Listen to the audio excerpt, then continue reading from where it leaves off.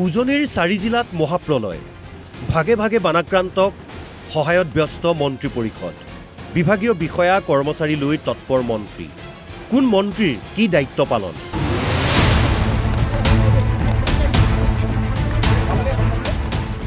মহাপ্ৰলয়ে তছনছ কৰিলে উজনিৰ 4 জিলা লক্ষাধিক বানাক্ৰান্তক উদ্ধাৰ আৰু সহায়ৰ বাবে সমাজৰ বিভিন্ন পৰ্যায়ৰ জনতা উবুৰি খাই পৰিছে বহি থকা নাই ৰাজ্য চৰকাৰখনেও বিশেষকৈ মুখ্যমন্ত্ৰী ডক্টৰ হিমন্ত বিশ্ব শৰ্মাৰ নিৰ্দেশত বিগত 15 দিনেই দিনটোৰ 24 ঘণ্টাই ব্যস্ত 4 মন্ত্ৰী বিমল বৰা সুশান্ত বৰগোহাঁই কেশৱ মহন্ত আৰু অজন্তা নেওগ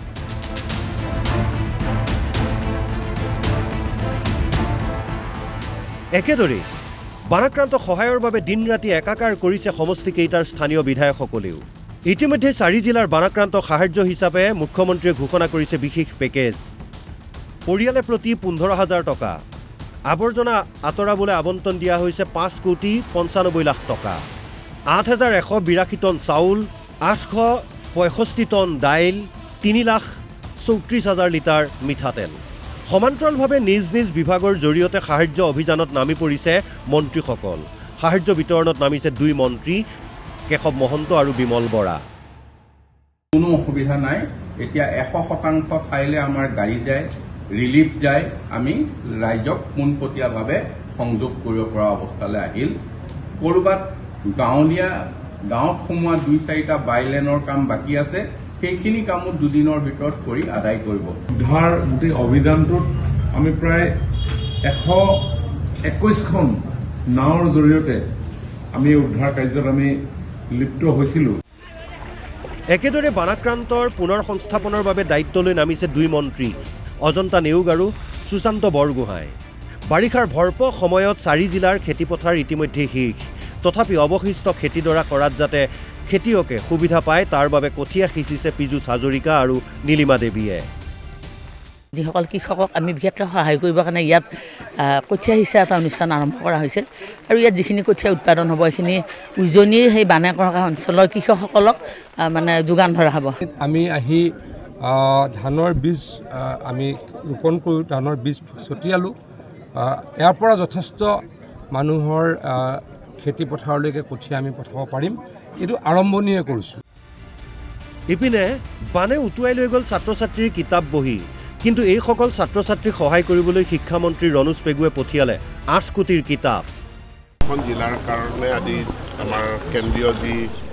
পণ্যাগাৰ আছে বুন্দাত টেক্সট বুক কৰ্পৰেশ্যনৰ ইয়াৰ পৰা এই কিতাপসমূহ ৰাওনা হৈছে আৰু ইয়াত 15% কিতাপ গৈছে এইখিনি 7খন ট্ৰাকেৰে এখন আজি ৰাওনা হৈছে পৰ্যায়ক্ৰমে এতিয়া বাকী কিতাপখিনি গৈ থাকিব বানৰ পিছতে অঞ্চলকেইটাত যাতে মহামাৰীয়ে মৃত্যুদূতৰ ৰূপ ল'ব নোৱাৰে তাৰ বাবে সজাগ হৈছে স্বাস্থ্যমন্ত্ৰী অশোক সিংহল মন্ত্ৰীগৰাকীয়ে স্বাস্থ্য বিভাগৰ জৰিয়তে ঔষধ ছটিওৱাৰ লগতে তদাৰক কৰিছে বানাক্ৰান্তৰ স্বাস্থ্য পৰীক্ষাৰ মুখ্যমন্ত্ৰী ডাঙৰীয়াৰ নিৰ্দেশত বানপানী হোৱাৰ লগে লগে প্ৰায় 100ৰো অধিক doctor Dibrugarh medical college Jorhat medical কলেজৰ পৰা আমি দিছিলোঁ পিছত আৰু বিচাৰোঁতে আৰু ডক্টৰ তাৰ পৰা দিয়া গ'ল অলৰেডি যিখিনি ডক্টৰ তাত আছিলে এই ডক্টৰ আছে তাৰ উপৰিও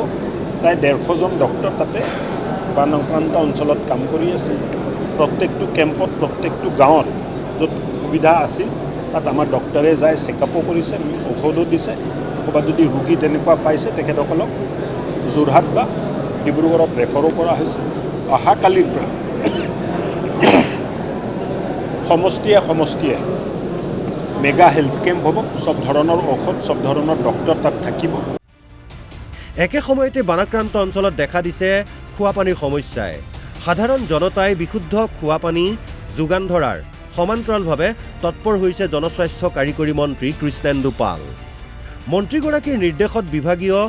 বিষয়া কৰ্মচাৰীসকল নামি পৰিছে বিশুদ্ধ খোৱাপানী যোগান ধৰা মুঠতে বানাক্ৰান্তসকলক উদ্ধাৰ আৰু সহায় কৰিবলৈ কৃপণালী কৰা নাই ৰাজ্য চৰকাৰে আনকি স্বয়ং মুখ্যমন্ত্ৰী ডক্টৰ হিমন্ত বিশ্ব শৰ্মাই 4 জিলাত বাহৰ পাতি একেলগে আছে বানাক্ৰান্তসকলৰ সৈতে পিছে 4 জিলাৰ স্বাভাৱিক জীৱন যাত্ৰা কিমান সোনকালে ঘূৰাই আনিবলৈ ৰাজ্য চৰকাৰ সক্ষম হয় সেয়াহে হ'ব লক্ষণীয় ৰমেন কলিতাৰ ৰিপৰ্ট অসম লাইভ 24